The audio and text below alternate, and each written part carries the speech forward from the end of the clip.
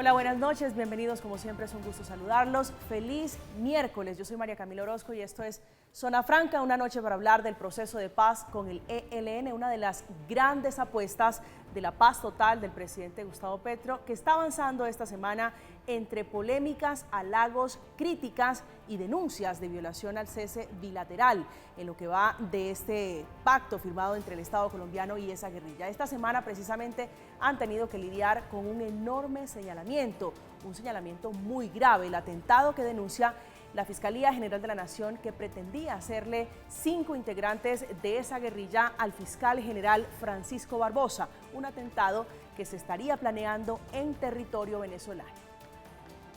Ser tan imbécil de decir que se está atribuyendo un hecho como este. Yo no conozco la primera vez que el ELN o cualquier organización de carácter criminal venga a decir y atribuirse un hecho. Normalmente pues lo van a, cualquier organización pues saldría y diría que no está dentro de sus planes. La situación es tan compleja que esta mañana se reunieron el fiscal general y el ministro de Defensa intentando responder, por supuesto, las preguntas que hay alrededor de quién y cómo se estaría planeando este atentado que dicen era con francotiradores y que ya se ha conocido tenía como intermediaria, al parecer, una profesora universitaria. Para respaldar la mayúscula denuncia que hace el fiscal, salió su subalterna, la vicefiscal Marta Mancera, a decir que ese ente judicial no sabotea y que esa no es la intención, sabotear los diálogos de paz del gobierno con la guerrilla del ELN, y que el fiscal sigue en su cargo, tal vez respondiéndole un poco al delegado del gobierno del presidente Petro, Otti Patiño, que dijo que podría tratarse de sabotaje. El fiscal general de la Nación continúa en sus labores diarias, reforzando su seguridad, por supuesto, pero el cumplimiento de la Constitución y de la ley hace que la exigencia para los servidores públicos es continuar en su actividad. Esta noche el ELN está en plan de negación, diciendo que no tiene nada que ver con la información que se ha revelado. Incluso desde Venezuela están diciendo que desconocen ese plan para atentar contra el fiscal general. Sin embargo, es claro que hasta ahora las autoridades estadounidenses están alertando también sobre el posible atentado. Más allá de eso han surgido dudas sobre el proceso de paz con el ELN y la pregunta que se planteó el presidente Gustavo Petro y que le costó la segunda crisis es si ellos, los que están negociando, los que están sentados, realmente mandan y si tienen el control sobre los que están aquí y en territorio venezolano en sus campamentos guerrilleros. Aquí comienza Zona Franca, bienvenidos.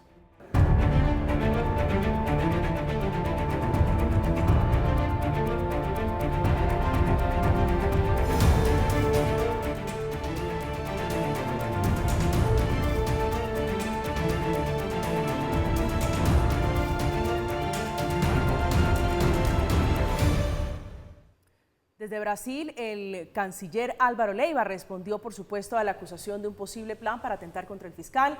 Habla él de una bomba contra el proceso de paz, contra los helenos. Esto fue lo que dijo el canciller, el hombre de la diplomacia de Colombia, alertando sobre los riesgos de confirmarse cierta esta información.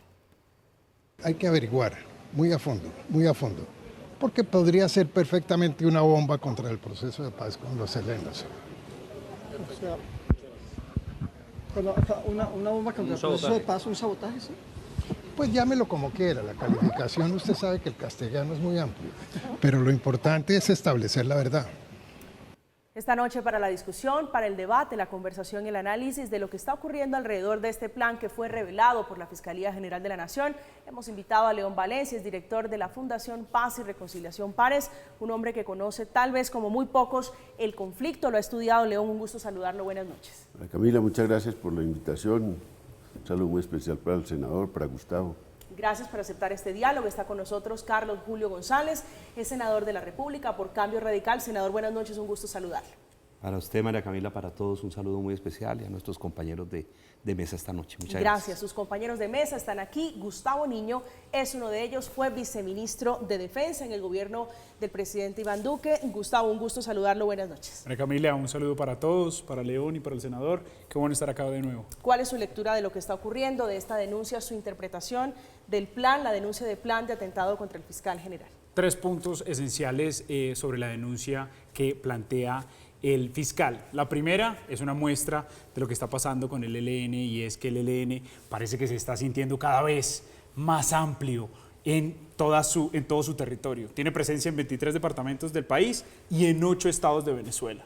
Es una guerrilla binacional, que aquí es guerrilla y en Venezuela es un poco paramilitarismo, porque apoya a las fuerzas militares del régimen de Nicolás Maduro, que creo yo que sí se les ha vuelto el fiscal una piedra en el zapato y ven en el fiscal una amenaza, y lo que hay que tener con mucha claridad es que hay que atender muy bien esas amenazas y hay que revisar muy bien tanto el Ministerio de Defensa, las fuerzas militares, pero todos los estamentos de inteligencia y la cooperación internacional que tenemos para la inteligencia militar tiene que estar apoyándolos y proteger al fiscal. Sería terrible que después del escándalo que le ha pasado al país, con esto que le sucedió al presidente Petro, con su hijo, con las denuncias respecto a financiación indebida, por decirlo menos, en campaña, ahora le suceda que estén atemorizando al ente acusador, que es el garante para todos los colombianos de estas investigaciones y para todos los colombianos de muchas otras investigaciones que tienen en contra y un poco acorralado a este gobierno. León. Pues es que yo creo que sería muy grave que se comprobara esa trama de un atentado, porque pues sería echar el proceso de paz al suelo. Eso hay que investigarlo a fondo. Ahora, siempre que hay un proceso de paz, pues la gente que está en la posición crítica, los enemigos también de la paz, pues difunden cosas que son ciertas y algunas que no son ciertas. Esperemos que esto se compruebe. Si es cierto, pues hay que tomar decisiones. Y si no es cierto, también debía tener un costo. Si se demuestra que no es cierto, debería tener un costo para el fiscal, porque es grave. Pero póngale cuidado.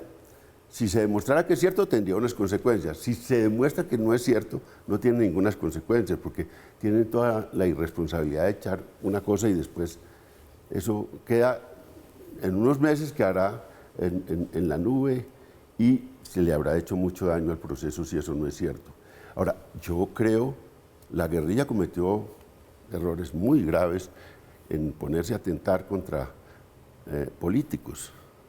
Y eso fue uno de los errores más graves, que desprestigió mucho la acción de la guerrilla, porque se metieron en el mismo camino de agentes del Estado y de paramilitares que hicieron el genocidio de la Unión Patriótica y que mataron a todos los líderes de izquierda en los años 80.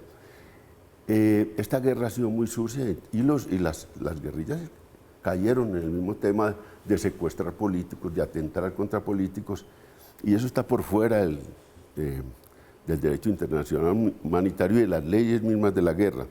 De manera que me parecería muy torpe que el ELN a estas alturas de la vida, con un proceso de paz, también se metan en ese camino. Ahora, ellos han dicho que no, y entonces... ¿Usted les cree?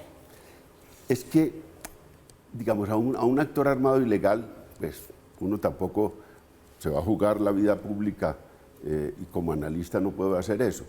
Pero hay que ver ya en la mesa, porque es que hay lo bueno de este momento, y en eso se mete en calzas prietas también el fiscal, porque es que en este momento hay un monitoreo de Naciones Unidas, hay un monitoreo de la Iglesia, y esas organizaciones están obligadas a verificar si el ELN está cumpliendo o no el cese al fuego en todos los campos, si no está, planeando atentados. Ahora, esto pues tiene ese ingrediente duro para la opinión pública. Es que es muy bien pensado el cuento, porque es que, mire, es el ELN que está en proceso de paz, pero es Venezuela, que también aquí en Colombia sobre Venezuela pues hay unas prevenciones enormes, y sobre Maduro y sobre todas cosas. Entonces es redondo el tema para echarle vainas a sus procesos políticos. Y fíjense, por ejemplo, Gustavo, entonces, los que hacen política con todas estas cosas, entonces Gustavo liga eso con el escándalo de corrupción, no sé qué tienen que ver, pero entonces lo liga, y luego lo ligarán con cualquier otra cosa, que haya una peste de unas vacas en la costa, hombre, las pestes de las vacas, más el tema del presidente, el hijo del presidente, más lo del ELN. Entonces se presta para que la oposición política pues haga ochas y panochas con eso, Y ese es, pues ahora, ese es el papel de la oposición. Ya le voy a explicar, ya vamos a hablar de Venezuela. Es el papel de la oposición, pero es un poco arbitrario el ya tema. Vamos a ¿no? hablar de Venezuela y un poquito de por qué están vinculando este tema con el caso de Nicolás Petro, senador González. Un momento crítico del país. Y es un momento crítico porque efectivamente estamos en la mitad de una serie de tensiones de tipo político y también de seguridad, de orden público y de aumento indudable de la inseguridad en el país. El clima es de incertidumbre y es de desconfianza. Entonces podríamos decir que la mayor dificultad que tenemos hoy es que hay un clima de incertidumbre y de desconfianza. Venimos de dificultades en procesos anteriores de paz. El proceso de paz con el presidente Pastrana de las FARC, que se desactivó cuando secuestraron a el senador huilense Jorge Eduardo Hechen en una carretera del Huila. Era presidente de la Comisión de Paz. O el que ya se había iniciado con el ELN, que también se cerró cuando lamentablemente se presentó la muerte de los cadetes de la Escuela de Formación Policial aquí en Bogotá. Entonces es un momento crítico, es un momento difícil. Yo coincido con usted, doctor Valencia, sería una extrema torpeza, y coincido con usted en lo grave que sería, y sin duda alguna sería una extrema gravedad, porque hay una cierta esperanza a ver si detenemos este baño de sangre y si logramos con un actor de esta naturaleza, que tiene de todas maneras una condición política, poder desactivar y lograr un proceso de paz que sí le vendría bien al país en un momento de crisis como la que hoy tenemos. Así que es un momento complicado, pero también por el otro lado están las declaraciones de la máxima autoridad de un organismo como es la Fiscalía, asegurando sobre lo que han establecido como una amenaza real y como un atentado en curso. Entonces es un momento complicado para el país que va a exigir mucha ponderación, va a exigir mucha reflexión, y qué bueno este espacio porque nos permite, entre otras cosas, revisar cuáles son las causas estructurales del conflicto, o sea, más allá de lo que es la negociación de paz, cuáles son las causas del conflicto, cuáles son las características de este grupo insurgente y realmente cuáles son los proyectos de paz que se están generando con ellos. O sea, involucramos la actualidad del país, el momento emocional del país y también la coyuntura nacional de hoy. Doctor Ney, ¿cuál es la relación, cuál es el vínculo que usted encuentra entre el ELN y el escándalo de Nicolás Petro? Pero antes de eso, quiero señalar algo, y es que León plantea un dilema que no puede plantearse en el país. O sea, es decir, si usted revisa que hay una amenaza y si no se ejecuta o si no se verifica que la amenaza fue realmente, si no fue una información negativa, entonces mejor no amenace y pague por denunciar la amenaza. Peligroso, León, en un país y en una negociación como esta, me parece que es un falso dilema como tal. O sea, decirle a alguien que se siente amenazado que no lo denuncie y que muestre las pruebas, que creo que fue lo que hizo hoy el fiscal con el ministro de Defensa, mostrarle una relación con alias El Rolo. Alias El Rolo, alguien que estaba en Venezuela, un cabecilla, 26 años, del frente nororiental del ELN, se presume que es el que está detrás de esta amenaza al fiscal. Pero castigar al fiscal porque tenga alguna equivocación en eso me parece un erróneo hacia futuro, per se. O sea, es decir, si el fiscal general de esta nación no puede denunciar una amenaza, pues ningún otro ciudadano lo va a poder hacer. Y ese es un falso dilema que no podemos tener en el debate público en general. Fuera más allá de lo político-electoral que mueve este momento el país, creo que es necesario decir, oiga, si es el fiscal y se siente amenazado, que lo denuncie y muestre las pruebas. Si las pruebas se desestiman o se muestra que no hubo ninguna, como lo señala el ELN, pues bueno, interesante. Pero y si sí, mejor que se quede callado el fiscal. Y la segunda con respecto al ELN es, ojo, porque el ELN, la negociación, usted lo conoce muy bien, doctor León, y es, pues puede decir que no, pero ¿estamos seguros que los más cerca de 5.000 hombres no estarán planeando otra cosa? ¿Tienen completo control el ELN de todo, tienen control de mando de toda su estructura? ¿Es realmente el COSE el control? ¿Usted considera eso hoy cierto, usted que conoce tanto esta organización? León. No, yo lo que pienso es que sí deben ser muy responsables las aseveraciones públicas, porque una cosa es meter un proceso de inteligencia grande, que ha habido muchas cosas para desactivar una amenaza de un actor armado, y otra cosa es convertir esto en una denuncia pública como principal tema. Vamos a ver todo el tema de el esfuerzo investigativo para aclarar esas cosas. Yo creo que ahí se juega Naciones Unidas un papel y vamos a ver qué ocurre. Yo, pues, primero que todo es que yo estoy contra cualquier atentado y así, pues, me parece además muy condenable todo eso. Entonces, pero pienso que, digamos, el fiscal general de la Nación, este fiscal Francisco Barbosa, es mi opinión, tiene un sesgo político. Está jugando un papel político, de opositor político, más que de gran cabeza de la investigación judicial en Colombia. León, si fuera cierta la versión del plan terrorista, del plan de atentar, del plan genocida contra el fiscal general, ¿por qué sería un blanco legítimo? A la luz del derecho internacional no, pero ¿por qué sería un blanco legítimo si el fiscal general les ha levantado órdenes de captura? El fiscal en lo que tiene que ver con el ELN ha cedido. Es completamente ilegítimo cualquier cosa que se haga contra un civil. Perfecto. Él es un representante de la justicia además. Entonces es completamente absurdo que hagan esto. Aparte, digamos, aunque no estuvieran en proceso de paz, aunque estuvieran en la confrontación armada. Si es civil, es ilegítimo. Sí, es ilegítimo, aunque estuvieran en la guerra y en la confrontación armada. Aquí se ha dado una discusión la otra vez con el presidente de la República. Fíjate que el presidente de la República, en el caso colombiano, un atentado contra el presidente, habría una discusión, porque es el comandante en jefe de las fuerzas militares.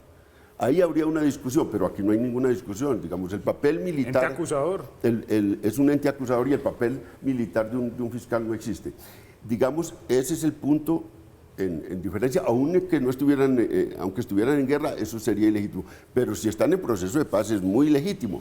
Entonces, yo sí creo que ese es un tema muy complicado.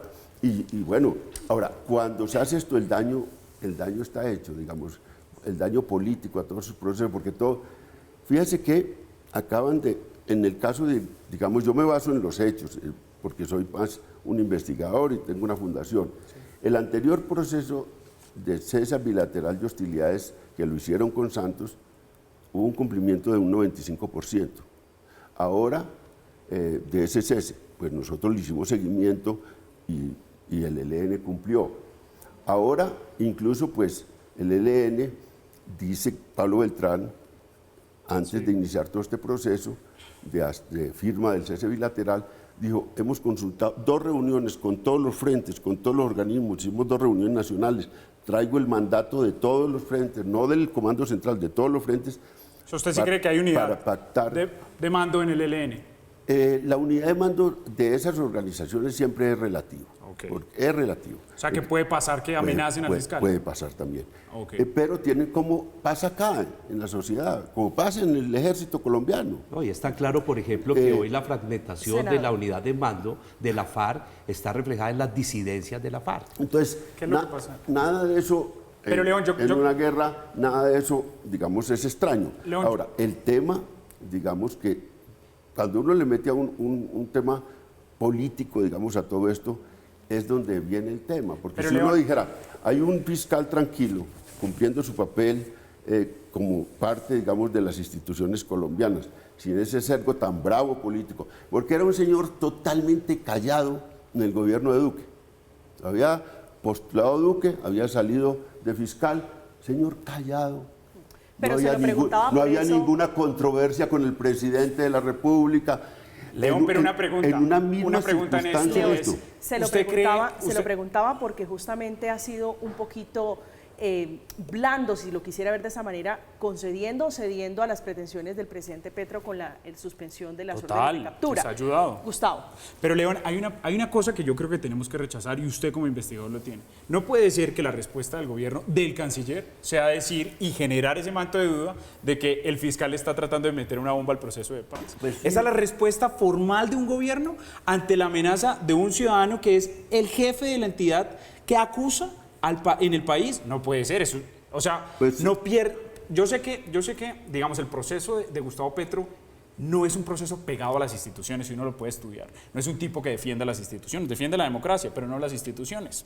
Pero que salga su canciller a decir que lo que está tratando el fiscal es de meterle un bombazo, pues es una opinión política que podemos estar diciendo acá, pero no el jefe de la diplomacia colombiana. Pero fíjense que yo, que soy un analista político de izquierdas, no estoy diciendo eso.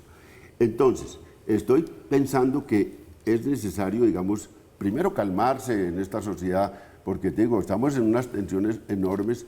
Yo entiendo también la irritación de las élites políticas y de la oposición de derechas. Es que ganó un señor de izquierdas guerrillero, es guerrillero. Eso irrita mucho en la sociedad colombiana, en un mundo de derechas, y eso ha irritado mucho a estas élites políticas y a este mundo, porque como nunca habían permitido que la izquierda ganara. Pero mire que... Nunca, y por fin la izquierda ganó. Pero mire, León, pero tal vez ahí tenemos un milagro. Y ya cuando ocurrió ese milagro, entonces dicen, bueno, ¿y cómo vamos a dejarlo gobernar? No lo dejemos gobernar. Pero él se está autorrepitiendo gobernar. Pero mire usted que, si usted me pregunta desde el Congreso, y a pesar de las diferencias, la agenda legislativa del gobierno ha tenido éxito en varios aspectos. El plan de desarrollo aprobado, la reforma tributaria aprobada, la adición presupuestal aprobada, y digamos, y hay otras, las conquistas que tienen que ver con los campesinos como sujeto de derechos. Hay otras conquistas importantes que tienen que ver con el gobierno. Entonces no ha habido, digámoslo, por lo menos desde el Congreso, esa posición de saboteo permanente por ser un hombre de izquierda. De hecho, coincidimos en algunas cosas, o en muchas, pero, lo que yo veo en relación con el fiscal, que es la pregunta orientadora de este debate, está en relación con la posición que ha adoptado, por ejemplo, con el aumento del 90% del secuestro en el país. ¿Cómo es posible eso? O, para dar la cifra exacta, o del 32%, 34% de la extorsión en el país.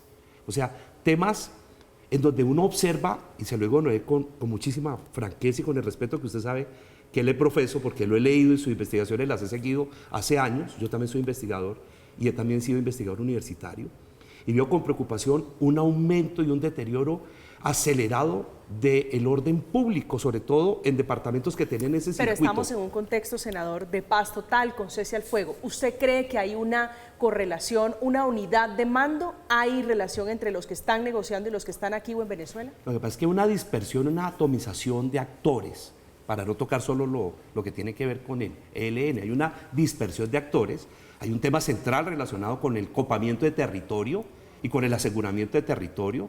Hay un multicrimen hoy que está caminando por el país, lamentablemente, y que genera todas estas incertidumbres, en la mitad de la cual está negociándose un acuerdo con un grupo complejo, usted lo conoce más que nadie, como el ELN. A propósito del ELN, quiero que escuche, León, esta declaración. Es del presidente Gustavo Petro, hace apenas unos meses, mayo de este año, hablando, interpretando, leyendo lo que él veía a propósito de ese proceso de paz con el ELN, hablando, en sus palabras, de unos hombres ya mayores, de unos viejos guerrilleros y la nueva generación, preguntándose lo que hoy se están preguntando millones de colombianos: ¿quién manda? ¿Quién realmente manda en el ELN? Gavino casi que viene, pues era niño, pero viene casi de la primera fase, campesino de Santander. Recorre toda la segunda, se vuelve jefe, comandante del ELN, se enferma, y ahora lo metimos un tanto, y ellos mismos quisieron, no es por no. ¿Por qué? Porque todavía es como recoger lo que queda de la segunda fase, que todos son viejos. Unos, bueno, cada persona es diferente, y esos se sientan en la mesa y hablan. Algunos de ustedes habrán visto eso. Pero mandan. Se sientan en la mesa y hablan, pero realmente mandan, León. Esa pregunta cobra vigencia hoy. ¿Realmente mandan el señor Gavino, el señor Pablo Beltrán? Lo que le digo, yo me baso en los hechos, me baso en las declaraciones y en los hechos. Y los hechos todavía no han pasado. A no ser que esto sea verdad. El cese bilateral empezó el 3 de agosto. ¿Y saben cuál es mi pronóstico? Que este cese puede contagiar incluso a los otros grupos si se hace bien, de lado y lado. Y que al final, después de las elecciones y hacia febrero, tenemos una reducción de estas de las violencias que usted señala, que son reales. Hay cosas, digamos, unos factores de violencia que han crecido, otros que han disminuido.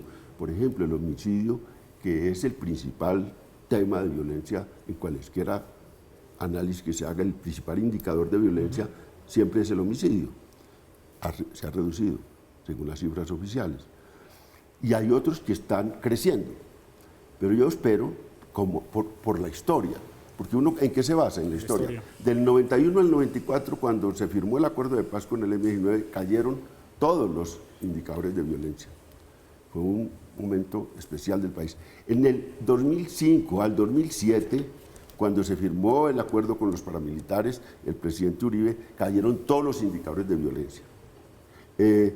Ciudades como Medellín tenían 2.200 homicidios y se redujeron a 700 en la ciudad de Medellín, cuando se firmó el acuerdo con don Berna. Cuando empezó el proceso de paz con entre el señor Santos y las FARC habían 16.000 homicidios. Cuando terminó el proceso de paz habían 12.000 homicidios. Estoy hablando de cifras oficiales siempre. Habían 600.000 desplazados, momentos que hubo hasta 600.000, quedaron 60.000. Hubo momentos de 500, 600 secuestros, hubo momentos de 3.000 secuestros por año. En el 2018 ya habían 100. Y ahora estamos volviendo. Y estamos volviendo. Pero los incendios se apagan, quedan leños prendidos y empiezan todos esos procesos. Entonces yo digo, hay que darle tiempo también a las cosas. El cese bilateral de hostilidades empezó el 3 de agosto. Vamos a ver, que siquiera tengamos un mes, 2 meses para evaluar cómo se plantea, pero yo sí creo que hasta final ya pasando este año, las elecciones locales que crispan tanto la cosa, y digamos podemos evaluar al final, y yo creo, si sigue la tendencia histórica, y este no es el peor momento del país, ha habido cantidad de peores momentos que este, van a reducirse las violencias, y ahí vamos a ver, digamos, las bondades de estos acuerdos.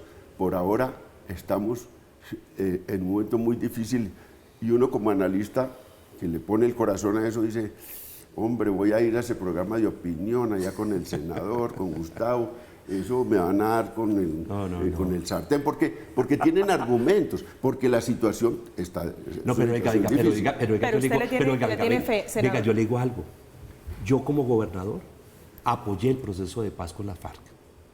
Y promoví el proceso de paz. ¿Y salió bien? Y salió bien, y mi departamento recuperó el turismo. Huila, un paraíso por descubrir. Y fue impresionante cómo reverdeció el departamento. O sea, la paz, por supuesto que es un anhelo humano, es pulsional. De todos, sí, es un anhelo real, es un anhelo de que construye bienestar sinceramente. Pero las reglas de juego de la guerra, las reglas de juego de la paz, las complejidades del momento y la necesidad de claridad en el ejercicio de la autoridad. Esas reglas del juego, para hablar un poquito de eso que usted menciona, excluye al fiscal.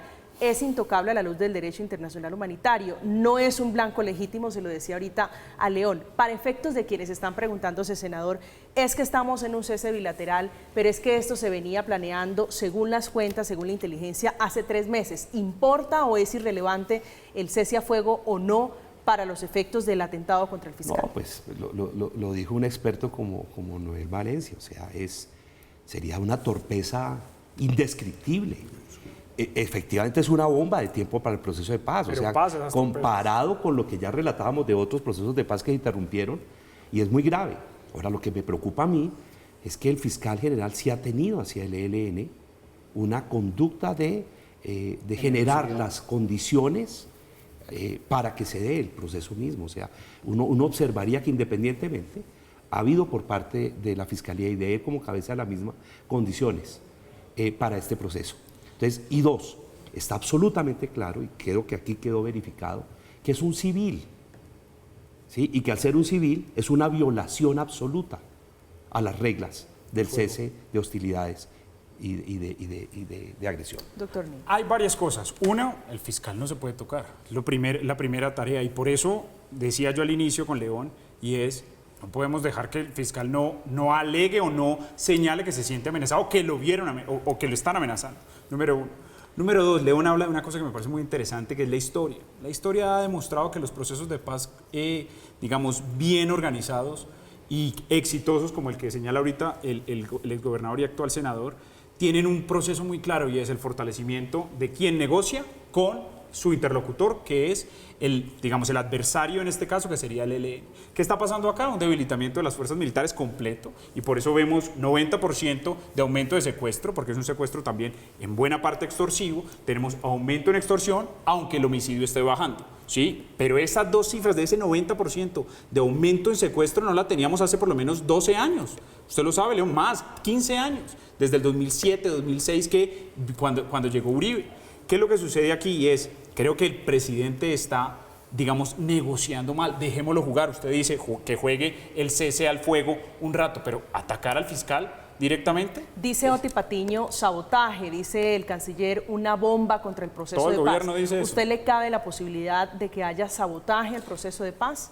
¿Cuál es el discurso y la narrativa del gobierno? Y para que nos encuadremos muy bien, sale el alto comisionado a decir, oye, pobre el ELN está haciendo su mejor esfuerzo, démosle un mejor trato en el lenguaje al ELN. Sale Oti Patiño y el canciller a decir, mejor dicho, parece que no hubiese una contraparte y no hubiese una negociación, un proceso de paz entre diferentes, sino entre muy cercanos. Y por eso el primer rechazo es a decir, el fiscal es un político, el fiscal tiene sesgo político. Pero el fiscal, esa acusación del fiscal que es un actor político no es nuevo, León, pero Estados Unidos metido aquí respaldando esas denuncias no es garantía de que esto es serio, de que hay por lo menos unos indicios reales. Para nada. Para nada. Estados Unidos ha jugado un papel en la guerra colombiana muy dañino también. Es actor de parte de este conflicto, porque pues con... O sea, León, ¿usted cree que la embajada está aliada con la fiscalía para hacer esto? No, vamos a hablar de la embajada. Aquí ha habido, fíjese que en este momento hay un delegado del Comité de Seguridad de Naciones Unidas, en este momento en Colombia, investigando el entrampamiento a Santrich. Sí. Hay una delegación del Consejo de Seguridad de Naciones Unidas investigando el entrampamiento a Santrich. Un entrampamiento en que participa el fiscal general de la Nación colombiano, Humberto Martínez, participa la DEA y participan actores políticos colombianos. Fíjese que allá hay una investigación internacional. ¿Cómo será? Entonces siempre hay una desconfianza acá, porque la paz, no es cierto, senador, la paz ha sido la paz y la seguridad es el principal elemento de controversia en los últimos 40 años en Colombia. Claro, ya ha definido elecciones. El péndulo político aquí, en Europa se definía entre izquierda y derecha. Aquí lo definía la discusión de paz y seguridad. Entonces es el factor de mayor controversia política. Y una guerra, pues además, como la que ha habido, una guerra sucia como la que ha habido en Colombia, de todos los actores, pues genera muchas crispaciones y enormes diferencias respecto de todo. Hoy en día estamos discutiendo la verdad de esa guerra, de la que ya se hizo, por ejemplo, con las FARC, estamos discutiendo las verdades de esa guerra en la Comisión de la Verdad, y fíjese qué controversial es eso. Estamos en la JEP y fíjese qué controversial es eso. Entonces estamos en esas controversias. No es cierto que la paz nos unifique a los colombianos. Para la discusión uno puede poner en una esquina a los que le creen al fiscal y en otros los que no le creen. Yo no dije que nos unifica, dije que es lo deseable y que debería ser un propósito nacional. Pero lo deseable nunca ha ocurrido en Colombia. Cuando dicen incluso, fíjese, cuando me preguntan a mí en el exterior, me dicen, León, pero ¿qué es lo que pasa en Colombia? ¿Por qué hay una guerra? Yo, ¿por qué el país quiere esa guerra? O sea, una guerra sin que un país la quiera. Y hablo del país, de las fuerzas fundamentales del país y las fuerzas protagónicas del país, pues no habría guerra. Hay guerra porque hay protagonistas de la política que quieren esa guerra. Pero se echan la culpa mutuamente. Los guerrilleros dicen, esto lo inició la oligarquía colombiana, el Partido Liberal, el Partido Conservador. Los otros dicen, fueron unos bandidos, los de tiro fijo, que iniciaron la guerra. Años, senador, en acusaciones, sobre todo entre políticos. Sí, pero ahí viene la parte importante de este asunto. ¿Cuáles son las causas generadoras de la guerra? Además de la posible participación y polarización política del país. Pues está la desigualdad, está la pobreza, pero también está el narcotráfico. Y hay una narrativa en este país relacionada con el narcotráfico compleja, que incluso está exacerbada en la misma narrativa de las narconovelas, ¿sí? En el imaginario colectivo juvenil y en el mismo imaginario de construcción de la realidad del país. Pero, senador, ¿sabe cuál es la causa principal? No la única. ¿Cuál es la causa principal de la guerra en Colombia, estos 60 años de guerra? La exclusión de la izquierda del poder político. Eso fue lo que hizo la guerra. El partido, se firmó un acuerdo, el acuerdo del Frente Nacional, perfecto. Cierre de participación política. Y entonces se unieron el Partido Liberal y Conservador para distribuirse el poder político y no dejaban que fuerzas disidentes, ni siquiera de sus propios partidos, tuvieran opción de poder. Eso generó esta guerra. También, todo lo que usted dice también es causa de esa guerra. Y entonces estamos en el punto clave, porque no es lo mismo hoy que ayer. Estamos para cerrar este conflicto, para acabar este conflicto político. El ELN es la última guerrilla en Colombia.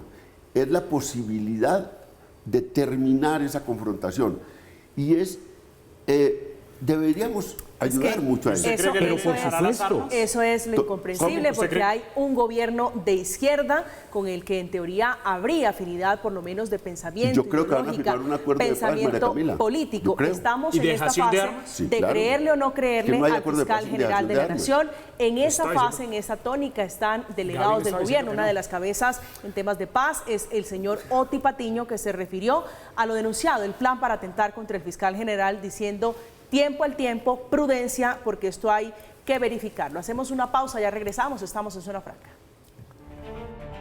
Como le digo, gravísimo en caso de que todo esto resulte cierto, porque de alguna manera significaría de que mientras el ELN está en una mesa de paz, al mismo tiempo esté pensando en realizar este tipo de atentados.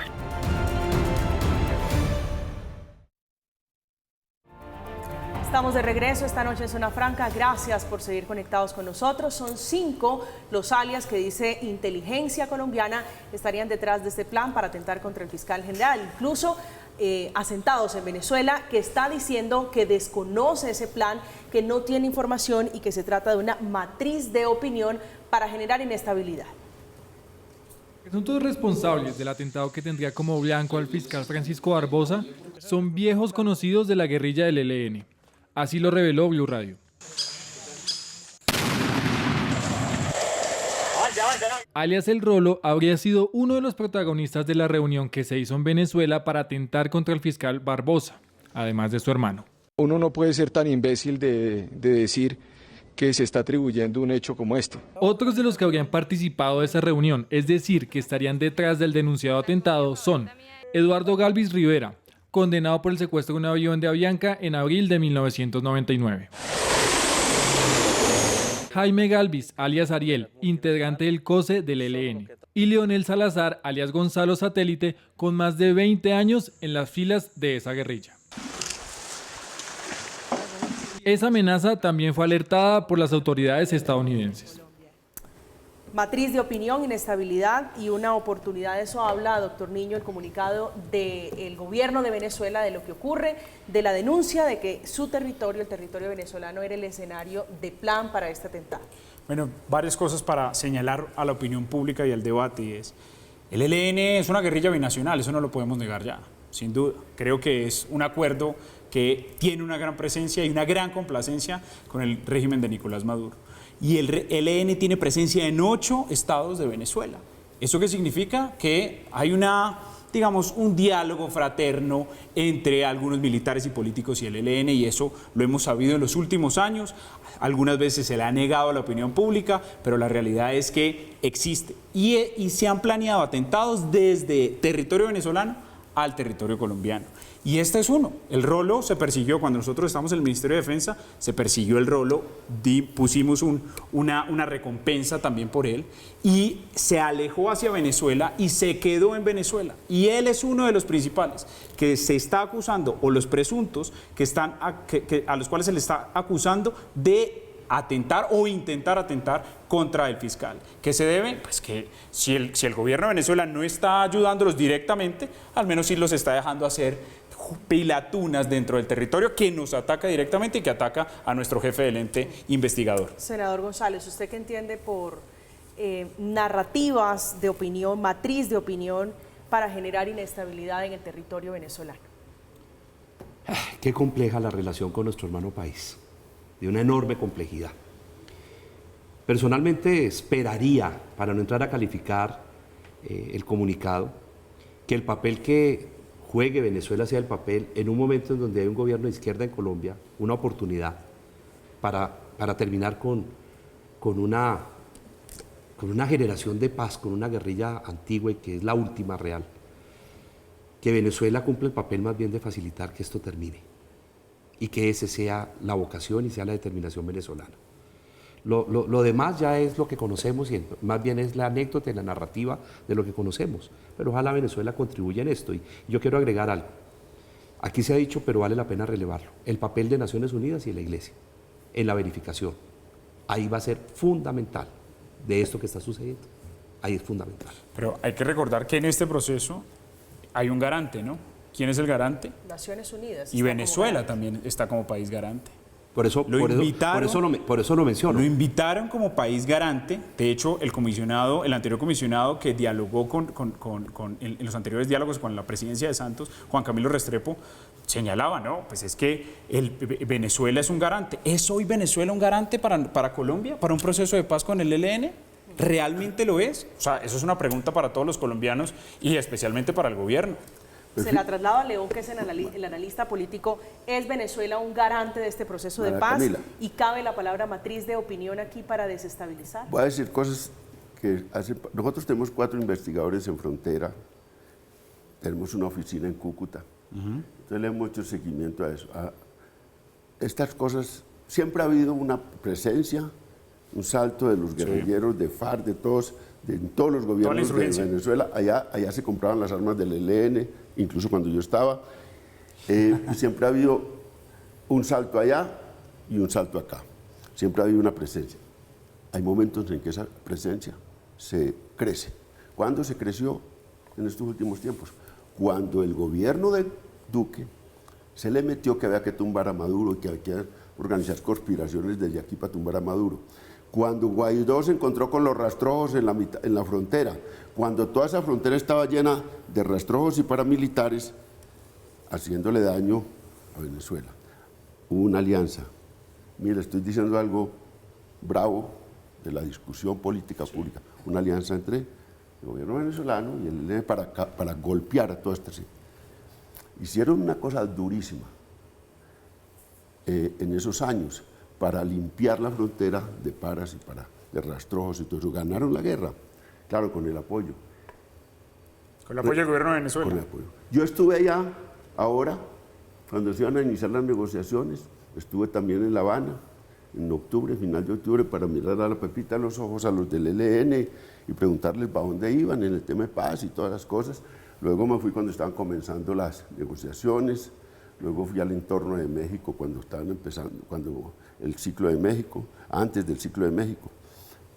De Venezuela, ¿qué me traje yo? Que hay una preocupación grande ya no es esta alianza contra los rastrojos y contra las conspiraciones de Duque para tumbar a Maduro. Ya se les creció el aliado. El tema es complicado allá y el tema es, ese gobierno ya no, está cansado del tema también.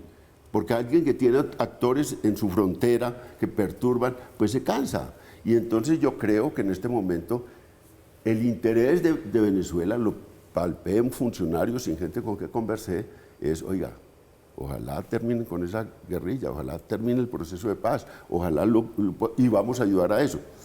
Este es un momento distinto, están en relaciones con un gobierno de izquierda. Un gobierno de izquierda que tiene una idea con el gobierno americano, y es que pueda ser también un puente para buscar una distensión con Venezuela y buscar un acuerdo entre la oposición y el gobierno venezolano. Y fíjense que esas cosas son un nuevo momento un nuevo momento político. Pero en esto pues no somos inocentes. En esto pues tenemos que ver las realidades y por qué se gestaron. Y esas son las realidades que hay en la frontera. Cuando uno va, yo he ido muchas veces, yo tuve oportunidad de conversar con Maduro cuando era canciller, porque fue a una cita con el presidente Chávez para hablar de un libro de la frontera caliente que habíamos hecho nosotros en la fundación. Y ya estaba muy enfermo, tuve que hablar con Maduro, que era canciller. Allí también, en ese era el gobierno de Santos, cuando dijo, bueno, ¿y ustedes cómo ven? Dijo, nosotros vemos una frontera complicada, porque la frontera caliente es la frontera en la que estaba ocupada por actores ilegales, guerrillas y paramilitares, y en este momento hay 13 grupos del crimen transnacional en esa frontera. Es que esa frontera, y es una frontera de nadie, y lo mejor que le puede ocurrir a cualquier gobierno colombiano es una alianza con el gobierno venezolano para controlar en beneficio de los dos estados. Cuando hay confrontación entre los dos estados, como la que había entre Duque y Maduro, cuando hay esa confrontación, es la fiesta, eso es música a los oídos de los actores ilegales, porque se crecen en medio de esa confrontación. León, un tema fundamental sobre la frontera que usted señala, que habló y fue testigo, de hecho, listo, lo hicieron en alianza para para desarticular otros grupos delincuenciales organizados o armados organizados que estaban sobre la frontera. Interesante el análisis. ¿Por qué están en 8 estados?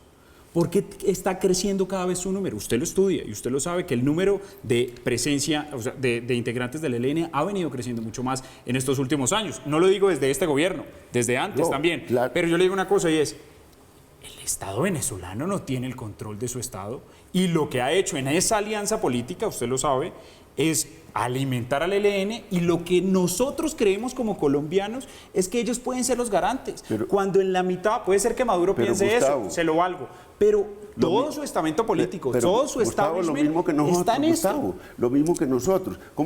Nosotros le decimos, oye, ¿por qué Venezuela no acaba con las guerrillas en ese territorio? Entonces ellos nos dirán, ¿y por qué ustedes no acaban? Son de ustedes, porque no son capaces de acabar. Pero entonces, ¿por qué lo llamamos garantes? Eran acusaciones. ¿Para qué los llamamos garantes y no son capaces? Y están, más que no sean capaces, están aliados. Usted lo acabó de decir. Mire, Venezuela, para cualquier gobierno y para cualquier negociador y cualquier persona pragmática, Colombia necesita al presidente de Venezuela para negociar la paz de Colombia.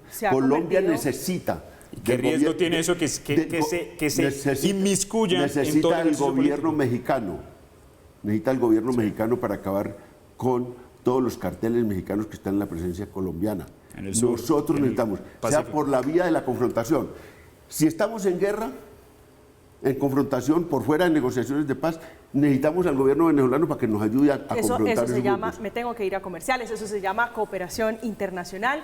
En este comunicado de prensa del gobierno de Nicolás Maduro, donde hacen referencia a conspiraciones, a matriz de opinión, a inestabilidad, incluso a sabotaje, no hay ni una sola mención de rechazo, de condena al plan que se estaría planeando en territorio venezolano contra el fiscal general, a pesar de que ya tenemos plenamente restablecidas las relaciones comerciales, las relaciones judiciales entre Colombia y Venezuela. A propósito de esta, que es la noticia del día, el plan que revela la Fiscalía, el presidente Gustavo Petro estuvo en Brasil. Allí fue el gran ausente en la fotografía, el cierre del Foro de la Amazonía, la Cumbre de la Amazonía, que tenía como anfitrión al presidente de Brasil, Luis Ignacio Lula da Silva. La explicación que da en la Casa de Nariño es que el presidente Petro estaba atendiendo de primera mano la situación de seguridad del fiscal general de la Nación. Sin embargo, hay muchas preguntas alrededor de con quién le estaba atendiendo, con quién estaba reunido el presidente Petro atendiendo este tema. Hacemos una pausa, ya regresamos, estamos en Zona Franca.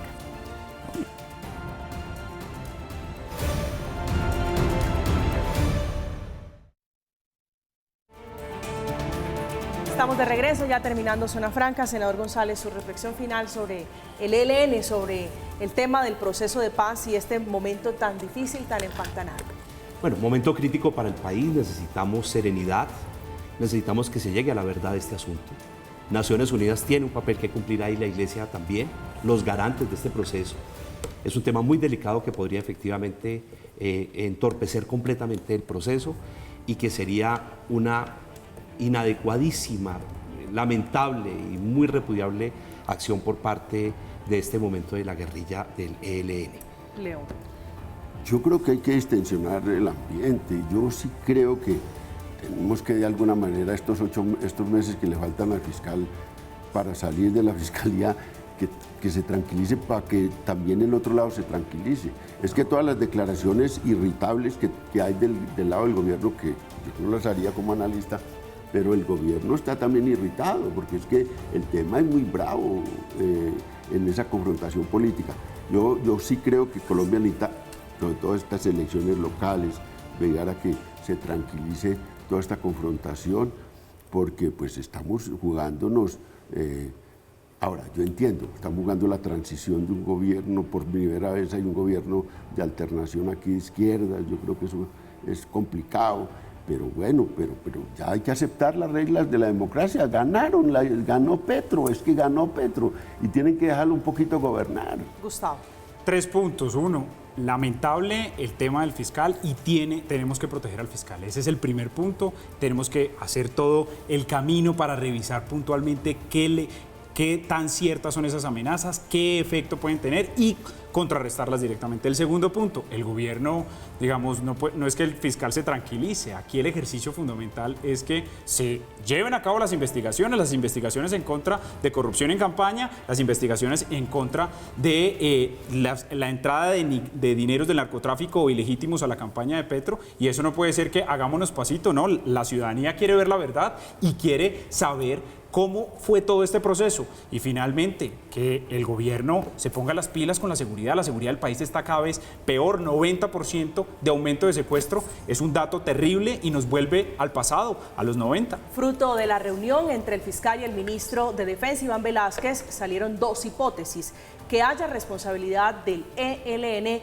o que se trate de enemigos del proceso de paz. Vaya usted a saber quiénes son esos enemigos que están intentando atentar contra la vida del fiscal Francisco Barbosa. Llegamos al final de Zona Franca. Esta noche León Valencia, Carlos Julio González y Gustavo Niño interpretando, leyendo la fotografía del momento, que es la denuncia grave de un posible atentado a la vida del jefe de la Fiscalía General de la Nación. Llegamos al final, como siempre, gracias, que tengan una feliz noche. Los invito a que queden con la programación habitual. A continuación, Impacto Económico. Esta noche un balance a propósito del primer año del presidente Gustavo Petro. Que descansen.